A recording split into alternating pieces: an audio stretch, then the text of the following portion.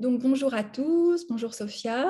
Bonjour. Donc, bienvenue pour un nouvel épisode de Alchimie du ciel. Donc, on commence la saison un peu de l'automne. Hein. On a fait une petite pause en septembre, hein, voilà, Oui. mais on est reparti. On est content de partager avec vous les différents aspects donc, du mois d'octobre. On va surtout rentrer dans la saison des éclipses. Hein. Donc, on va partir de cette saison des éclipses pour aussi ensuite aller regarder, je pense surtout avec Sophia, l'importance des cycles par rapport à comment l'éclipse de la fin du mois termine un cycle et l'éclipse du début de mois en ouvre un. Donc voilà, donc, je pense que est-ce que tu veux partager quelque chose ou on attaque directement? On attaque On attaque les directement. lunaisons de ces éclipses. Juste peut-être dire, voilà, c'est la saison des éclipses tout le mois d'octobre. Ensuite, il y en aura une autre pour le printemps prochain, en mars et avril. Mais là, c'est vrai qu'on va avoir les deux éclipses de cet automne dans le même mois. Ouais. Donc, c'est un mois, c'est vrai, un petit peu chargé de ce côté-là. Un peu un mois d'accélération dans les éclipses, elles ont un peu cette composante, je trouve toujours cette idée du fil du destin par les moires qui est suspendu et où les choses s'accélèrent. Elles étaient craintes aussi beaucoup quand on regarde parfois. Oui. Bon, on va pas non plus avoir peur, mais voilà. Donc, alors attendez, je vous ai mis la dernière.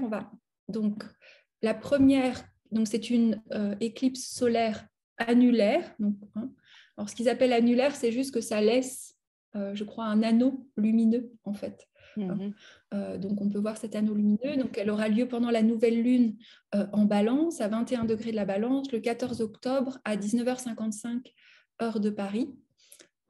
Donc elle est conjointe à Mercure, opposée à Chiron. Je ne sais pas, qu'est-ce que ça t'évoque aussi avec une nouvelle lune régie par une Vénus qui est passée en Vierge depuis peu de temps aussi. Oui, c'est vrai que alors Vénus gouverne ces deux éclipses en fait, et comme tu dis, elle est donc en Vierge, où elle vient de rentrer. C'était quand? C'est début octobre. Je ne sais plus quel est le jour, mais c'est dans les premiers jours d'octobre, si je ne me trompe pas. Oui, je peux te le trouver tout de suite. Elle est rentrée le 9 octobre. Le 9 oui, octobre à 3h du matin. Et donc, elle est dans son signe de chute aussi. Au moment de cette nouvelle lune éclipse, donc elle sort d'une opposition à Saturne, on le voit. Ici, attends, je vais le montrer. Hop. Voilà. Et oui, c'est vrai qu'on va avoir les deux éclipses gouvernées par une Vénus en chute. Alors, ça, c'est quand même intéressant dans le sens que toutes les deux... alors, ce qui est intéressant, c'est que Vénus est en Vierge et que Mercure est en Balance. Donc, ça veut dire qu'ils sont en réception mutuelle. Et donc, je trouve que ça, d'ailleurs, ça marque une petite différence par rapport à la prochaine éclipse, à l'éclipse d'après. Parce que celle-ci, on dirait qu'il y a un sentiment de plus d'harmonie peut-être, aussi parce que il y a cette réception mutuelle entre le signe de la Vierge et le signe de la Balance, un signe de terre et un signe d'air. Donc, en fait, on rentre dans l'axe Bélier-Balance au niveau des éclipses, même si déjà fin septembre, on a eu la pleine lune dans le signe du Bélier. Mais là, c'est la première éclipse. Je crois que c'est la première. On n'avait pas. On avait déjà eu une peut-être, non? On n'en a pas eu une. Non. Et donc, c'est vrai que cette énergie-là, donc des nœuds, puisque les nœuds, ils sont maintenant dans cet axe-là depuis juillet, vient ouvrir ici ce cycle. Tu parlais tout à l'heure de l'idée de cycles qui sont en train de se fermer, d'autres qui sont en train de s'ouvrir. Cette première éclipse d'octobre, elle ouvre à cette énergie de la Balance, gouvernée par cette Vénus de Vierge. Ce désir de justice lié à la Balance, plus d'éthique. La peur aussi, parce que peut-être les éclipses, elles peuvent réveiller des peurs, je pense aussi. C'est peut-être quelque chose qui peut être plus présent au moment des éclipses. Réveiller peut-être des peurs liées au signe de la Balance.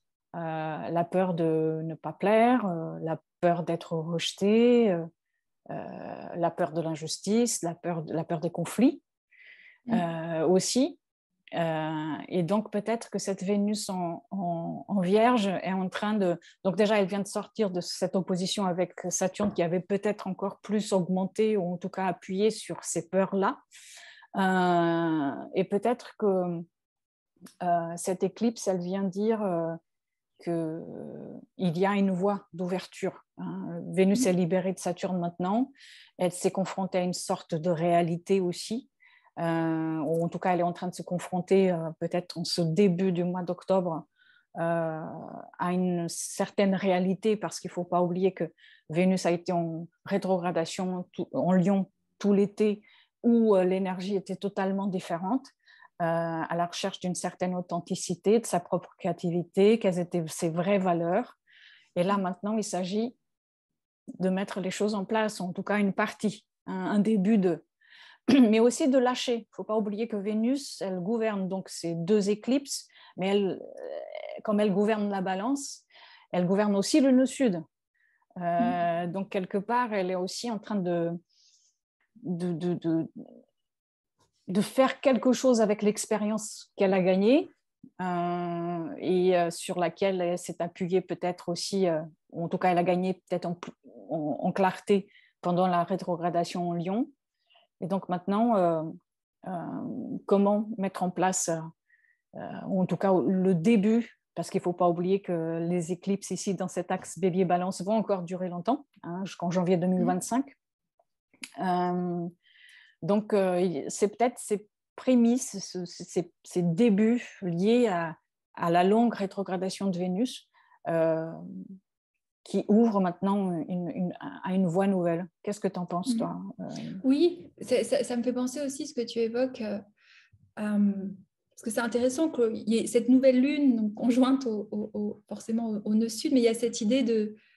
tu sais, de terminer aussi, ou peut-être que quelque chose se termine dans tout ce qui était de l'ordre des faux équilibres, de justement, en lien avec ce que tu disais de la balance, d'un équilibre de la balance qui viendrait plus d'une envie à tout prix de maintenir l'harmonie, de se faire aimer, de plaire, justement toute l'ombre de Vénus, et cette Vénus en Vierge aussi qui est sortie de cette opposition à Saturne. Il y a aussi cette exigence. C'est pour ça que Vénus n'aime pas être en Vierge, parce qu'elle n'est pas dans l'exaltation du poisson, donc elle n'est pas dans, des fois, ces nuages un peu romantico qui, au nom de l'amour, nous font faire un petit peu plein de choses. Là, elle est dans quelque chose qui nous ramène plus à cette notion de virginité, n'appartenir qu'à soi-même, donc de trouver son centre aussi. Et je trouve que là, il y a quelque chose dans cette nouvelle lune qui est... en plus face à Chiron, donc je trouve que ça réappuie ce que tu as dit aussi de ces peurs qui peuvent être soulevées, de cette peur du rejet, de cette peur de ne pas être légitime, de tout ce qu'on peut se raconter aussi, parce que Mercure est là, tout le discours qu'on peut avoir sur nos relations, sur qui on est en relation, sur pourquoi ça fonctionne pas.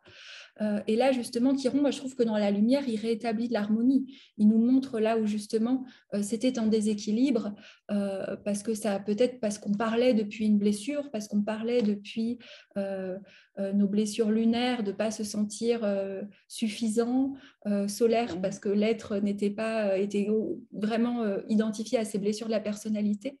Donc, je trouve que ça peut ouvrir aussi avec beaucoup de discernement, puisque Vénus est en Vierge, et donc, comme tu dis, en réception avec Mercure, cet discernement aussi peut-être, je ne sais pas, si est-ce que ça peut donner lieu à des prises de conscience, aussi à peut-être des choses qu'on ose dire différemment pour maintenir une harmonie, mais qui est une harmonie justement parce que Vénus a été et a compris quelle authenticité qui peut plus être feinte, qui peut plus être dans le personnage de Vénus qui a besoin à tout prix, parce que Vénus en Lion, c'était ça aussi la rétrogradation, c'était tout ce que je vais mettre en place pour être aimée dans l'ombre, et surjouer des fois. Et elle m'évoque ça.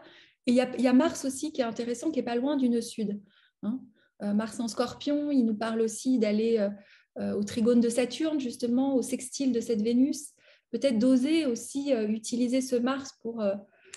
c'était, je crois, Éric Beru qui disait que le Mars du Scorpion, c'est celui qui nous aide à couper la tête au dragon. C'est-à-dire le lieu aussi où des fois, on se prend un peu la tête, où on a toutes ces choses qui remontent. Et je pense que les éclipses, quand on regarde chez les anciens, qui étaient vraiment cette idée que les dragons sortaient et mangeaient le soleil et la lune. Hein. Donc il y avait cette idée un petit peu de force inconsciente qui tout d'un coup venait et on ne savait pas si le soleil et la lune allaient réapparaître. Je pense qu'au début, c'était comme ça. Ils se sont dit tout d'un coup, ce qui nous marque la nuit et le jour, on en est privé. Hein. Donc il y a aussi, je trouve, cette idée de... Oui, d'avoir le courage peut-être. Hein. C'est ça. Tu en parlais aussi avec ce...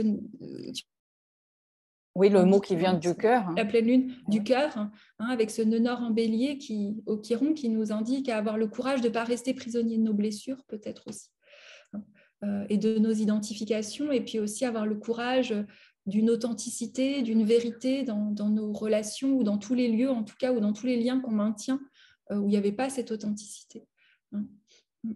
Oui, Mars en Scorpion, ça me fait penser aussi au fait de couper avec certaines choses toxiques dans nos vies, certaines choses qui ne sont plus valables, des inadéquations, des choses qui ne sont plus, qui ne nous font plus grandir, quelque chose de cet ordre-là aussi. Faut savoir aussi que Mars, juste avant d'entrer en Scorpion, le 12 octobre, il aura traversé vraiment avec une conjonction avec le nœud sud au début octobre, je crois que c'est le 5 si je ne me trompe pas. Ouais. Donc peut-être que cette semaine-là, cette période-là, en tout cas je pense, je ne sais pas mais ce que tu en penses, mais c'est vrai que cette première partie du mois d'octobre, elle enchaîne, c'est-à-dire Mars rencontre le nœud sud au carré de Pluton, Vénus rencontre en opposition Saturne, elle rentre en Vierge, donc on sort du monde, en tout cas un peu voilà. On sort du monde de Barbie, quoi, en fait, comme on parlait à notre dernière. Oui, il y a peut-être une réalité et à la fois aussi, il y a quand même un quinconce à Uranus dans cette nouvelle lune. Oui. Hein, donc il y a une énergie qu'on ne voit pas au départ. Moi, je trouve que les quinconces, j'aime bien prendre cette analogie de que les planètes ne se voient pas dans cet aspect. Et donc, il y a aussi quand même une envie de nous libérer de quelque chose qui revient sur ce que tu as dit différemment sur ce Mars en Scorpion, de couper justement des choses de l'ombre et de remonter un petit peu la tête dans quelque chose qui est renouvelé. Uranus, je crois aussi que c'est le régent ésotérique de la balance. Et puis, c'est vrai que Mars, ça me fait penser que, alors les anciens, quand ils disaient que quand les planètes maléfiques étaient à côté du nœud sud, elles étaient diminuées, leur pouvoir était diminué. Donc peut-être qu'on est peut-être en train de couper avec des choses qu'on sait déjà qu'il faut couper, ou qu'on sait longtemps qu'il fallait couper. C'est pas comme si c'était quelque chose qui arrive comme ça de nulle part, mais peut-être quelque chose qui est une continuité, c'est-à-dire que c'était l'étape prochaine. C'est ce que ça me fait penser. Oui, non, si. Oui, surtout qu'en plus, Mars est au trigone de Saturne et au trigone de Vesta, donc ça fait quand même penser à des choses qui ont été, comment on pourrait dire, incubées dans l'intimité, dans notre centre, dans notre reliance à quelque chose de plus grand. C'est peut-être fait au nom, justement, de vouloir, je ne sais pas, connecter je ne sais pas comment expliquer, sortir justement de ce plan très balance qui est aussi le plan de moi, l'autre, pour rentrer dans une autre dimension. Peut-être qu'on ose voir aussi des choses qu'on n'osait pas voir avant. C'est ça. Tout simplement été mis en lumière, peut-être à la pleine lune, qui a eu lieu juste avant, d'ailleurs on enregistre juste avant la pleine lune qui a lieu le 29 septembre, mais on termine et on commence le mois d'octobre, j'allais dire, avec cette pleine lune aussi. C'est ça. Et puis aussi, je ne sais pas, mais cette Vénus en face de Saturne, je pense il y a vraiment un éclairage aussi, un mûrissement de quelque chose aussi, un nouvel engagement. Souvent, on parle pas souvent, mais Vénus et Saturne représentent aussi l'idée de s'engager dans quelque chose. Donc, il faut aussi penser à ce côté positif-là de n'importe quel aspect entre Saturne et Vénus. Il y aura toujours un côté engageant. Oui, Saturne nous demande de répondre quelque part dans le sens de responsabilité, Vénus, donc de nos valeurs, de ces désirs, alors qui sont passés, qui sont peut-être retombés par rapport à l'inflammation qu'il pouvait avoir dans le lion. Hein. Comme tu dis, c'est plus Barbie en rose, peut-être quelque chose de plus réel, de plus comment justement les paillettes que j'ai vues ou que j'ai perçues en moi, ou l'envie de souveraineté, ou l'envie de m'asseoir quelque part. Là, en Vierge, c'est vraiment comment en fait finalement on peut vraiment l'ancrer dans le quotidien, dans la terre, qui on est, ouais, dans la terre. Ben oui, parce que c'est vrai qu'en Lion, il y avait ce côté feu, quoi, quelque chose qui brûle très vite, mais qui peut-être n'a pas tendance à rester, quoi, aussi.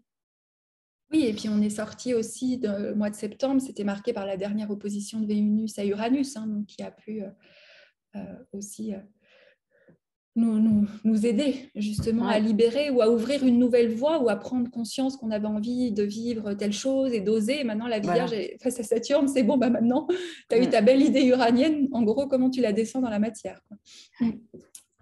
Est-ce que c'est bon? Est-ce que tu as quelque chose à rajouter? On passe à la suivante? Oui, on passe à la suivante. Ah bah, alors attends. Ah bah, c'est là, je ne sais pas ce que j'ai fait. Donc, la prochaine, donc, c'est une éclipse lunaire, hein, alors qui a lieu dans l'axe. Alors, vous voyez, hein, les nœuds sont toujours, bien sûr, hein,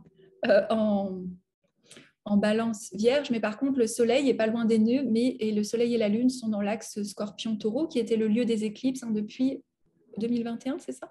2021. Fin 2021. Hein, donc, il y a quelque chose qui se termine, on repense. Je trouve que celle qui avait été frappante, c'était celle en novembre 2022, où il y avait eu cet effondrement, tu sais, il y avait eu sur les marchés financiers, lune conjointe Uranus avait donné lieu à, je crois que c'était FTPX qui s'était effondré au niveau de la crypto-monnaie. Il y avait eu des choses assez fortes. Donc c'est peut-être la date qu'on a le plus proche. Et puis il y a eu aussi quelque chose en mai. Hein. Mais là, il y a quelque chose qui est amené dans une fin, mais dans une fin qui culmine, puisque c'est une pleine lune. Donc, on voit quelque chose aussi. Hein. Et puis, avec des fortes oppositions. Hein. Oui. Bon, déjà, il y a la conjonction Mercure-Mars en Scorpion, opposée à Jupiter. C'est quand même assez fort. Hein. Jupiter opposé Mercure-Mars... les mots vont voler un peu. Oui, c'est ce qui me venait. C'est un peu inflammatoire au niveau de... Ça, c'est sûr. C'est intense, c'est certain. En tout cas, cette éclipse-là, elle est beaucoup plus intense que la précédente. Enfin, la lune en taureau va pas être contente. Voilà, en tout cas, comme ça, quand on regarde astrologiquement parlant, après, ça dépend bien sûr pour chaque personne, si elle a des planètes en balance dans les degrés de la précédente éclipse, c'est sûr que ça sera plus parlant pour elle. Mais en tout cas, de manière générale, ici, c'est vrai que voilà, cette conjonction, Mars est fort, il est dans son signe. Mercure, il n'est pas ni débilité, ni fort. Enfin, il est un peu psychopompe en Scorpion. Donc, il est en train de relier l'inconscient et le conscient. Jupiter, de l'autre côté, qui peut devenir excessif aussi, parce que, encore une fois, si on va dans le sens de ce qu'on disait tout à l'heure, que peut-être les éclipses peuvent aussi réveiller certaines peurs liées ici, donc on va dire par rapport à cet axe du Scorpion-Taureau. C'est une éclipse en Taureau, peut-être que ça vient réveiller des peurs liées à la sécurité, liées au fait d'avoir ou de perdre. Oui, liées au fait de se retrouver peut-être comme ça, soit dans un no man's land encore, ou dans quelque chose qui est en train de se terminer et qui ouvre sur quelque chose de nouveau. Comme tu disais, le cycle se termine maintenant. Oui. Mais est-ce que le travail continue? Est-ce qu'il y a déjà des accomplissements, des aboutissements? Est-ce qu'ils sont clairs? Est-ce qu'ils sont d'ordre scorpionien? Est-ce qu'ils amènent beaucoup d'intensité et donc est-ce qu'on est capable d'affronter cette intensité-là? Est-ce qu'on veut l'affronter? Oui. Je ne sais pas, qu'est-ce que tu... Non, mais moi, je rebondirais sur ce que tu disais, ces forces de l'inconscient et du conscient. Ça me fait penser un peu à un Jupiter-Lune en Taureau qui voudrait pas voir justement quelque chose qui est en train, comme un chaudron qui sera en train de bouillir avec de quelque chose qui a été ruminé un peu. Ça me fait penser l'axe cet axe un peu de rumination, hein. On est dans les ruminants aussi dans le taureau, et peut-être il y aurait ces pics qui pourraient être lancés. En tout cas, est-ce que c'est là où on peut voir, est-ce que c'est pas forcément que quelqu'un va vous lancer un pic, ça peut être aussi des pics qu'on se lance à nous-mêmes avec ce Mars-Mercure, en tombant dans quelque chose de très obsessif qui prend beaucoup de place, hein, où on a l'impression d'une trahison, où on a l'impression de se trahir soi-même ou de s'engouffrer dans quelque chose, hein, où en effet ça peut être littéral et que vraiment il y ait une conversation à l'extérieur. Mais ça, il faut faire attention, des fois ça peut être vécu aussi très à l'intérieur de vous, et ça peut être ce Jupiter-Lune qui voudrait créer du possible, qui aurait confiance dans l'abondance, que la nature pourvoit tout, tu sais, ça me fait penser, puis qui oublierait en fait que des fois la déesse mère, elle se représente aussi comme Tiamat, elle reprend, comme on pourrait dire ici, il y a un côté volcanesque, il y a des volcans, il y a un tremblement de terre, il y a des choses qu'on ne s'attendait pas, qu'on avait peut-être voulu refouler trop longtemps, et puis là, c'est plus possible parce que Jupiter, il amplifie tout et il veut aussi, dans sa beauté, je trouve qu'il veut aussi créer du sens de tout ça, que ce soit le sens de ce qui est difficile des fois de regarder, hein. Mais c'est sûr que quelque chose, de toute façon, qu'on sait dans les éclipses, c'est que les choses sont accélérées, hein. On disait que le libre arbitre était suspendu, donc ce qu'on doit voir, on va le voir, ce qu'on doit trancher, on doit le trancher, ce qu'on doit dire, on doit le dire, hein. Mais c'est vrai que je me dis, cette lune en taureau, normalement, qui a besoin de cette stabilité, de cette lenteur, que les choses... Là, avec Mars, ça agite, en fait, ça boue, hein. C'est plus possible en fait de peut-être des fois l'ombre du taureau, je trouve, qui est un signe que je connais bien, c'est aussi des fois cette un peu naïveté ou tu sais innocence où tu veux pas voir, non mais le monde il est sympathique, hein, et tu veux pas voir justement ou même en soi-même sa propre ombre ou son propre liquide corrompu ou quelque chose comme ça Et alors là, ce qui est intéressant, c'est que Mars dit regarde et Mercure il dit écoute. Voilà. Parce que c'est vraiment en Scorpion et la lune en taureau, elle dit non, j'ai juste envie d'aller marcher, ou je veux juste manger, ou je veux juste être tranquille, je veux juste être en pantoufle chez moi. Non, voilà. peut-être pas. Mais c'est vrai que ce que tu disais, ça peut être aussi quelque chose qui peut être ressenti qu'à l'intérieur de soi. N'oubliez pas, le Scorpion, c'est un signe très intériorisé. Ça reste comme tu disais, dans l'obsession, oui, dans l'hydre, dans l'angoisse, voilà. Et peut-être que ça sort pas, ou alors peut-être qu'à un moment donné, quand la Lune va passer sur Jupiter, ça sort. Oui, ou peut-être que tout simplement, il y a ce Jupiter qui là peut être soutenant, parce que n'oublions pas que ça reste quand même Jupiter, et qui se dit non mais ça suffit, quelque chose est illuminé de nos monstres intérieurs. Et Jupiter, il se dit non mais je vais aller voyager ailleurs, j'ai envie d'ouvrir d'autres espaces, taureau beaucoup plus concrets, beaucoup plus réels, beaucoup plus simples. Peut-être un appel à simplifier ces choses-là aussi. Regarde, ça, c'est l'aspect positif de Jupiter-Uranus. Et ben pour appuyer ce que tu dis là, regarde Vénus qui gouverne cette éclipse aussi, elle est dans un trigone à Uranus. À Jupiter. Ouais, et dans un trigone à Uranus, dans un grand trigone aussi à Jupiter, ça veut dire qu'elle a déjà fait son trigone à Jupiter.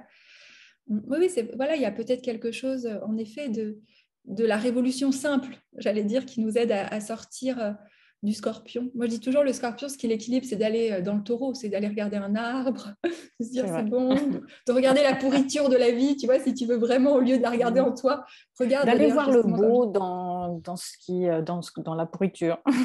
Voilà, c'est ça, regarder les feuilles qui tombent, on est dans l'automne, ah, c'est beau les feuilles, même de toutes les couleurs, par terre, ça fait quelque chose, ça se transforme.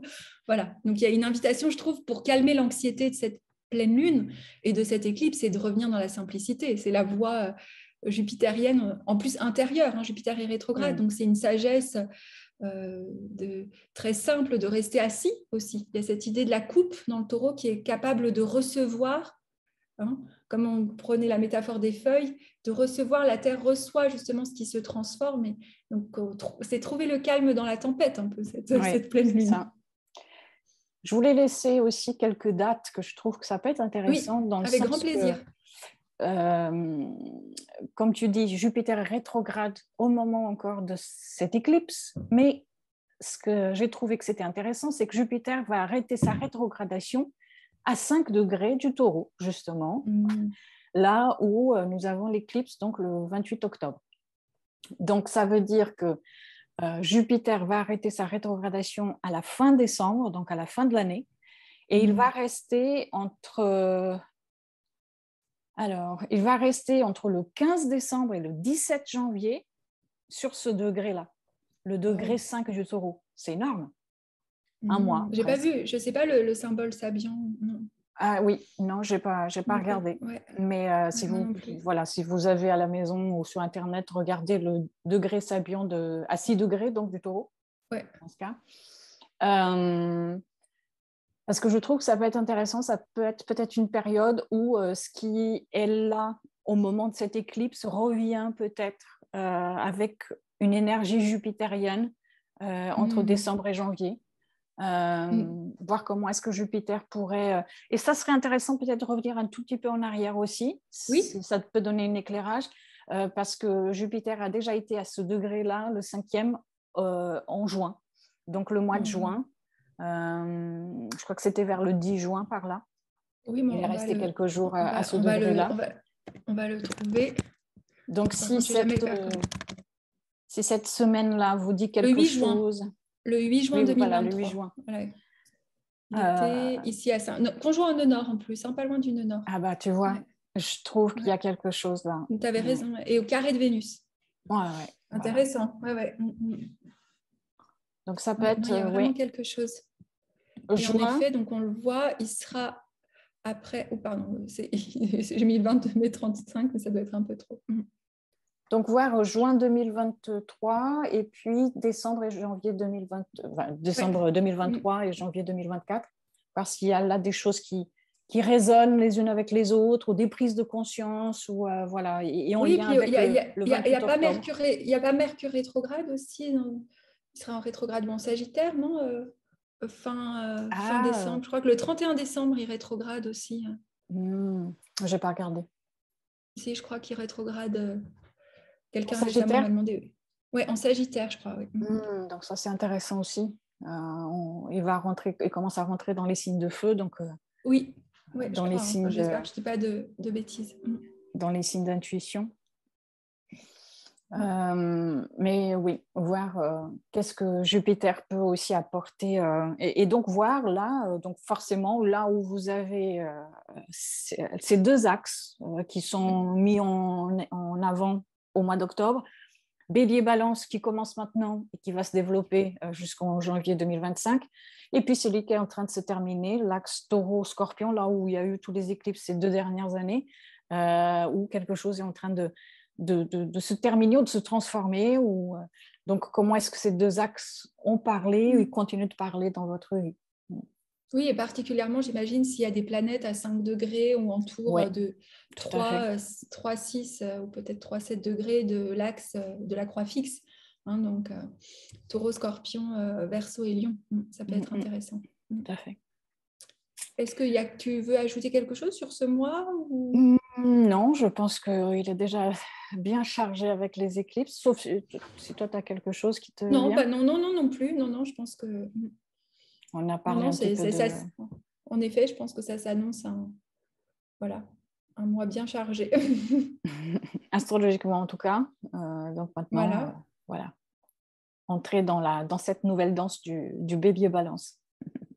Est-ce que tu as des choses que tu veux nous partager pour tes En ce moment, activités? toujours pareil, séance, voilà, j'ai mon Substack, ma newsletter, mon cercle astrologique qui a fêté un an, là au mois de septembre. Donc, je suis très contente et on échange avec des personnes qui s'intéressent à l'astrologie et donc j'ai eu des super commentaires et voilà, ça fait toujours plaisir. Ça ne m'étonne pas.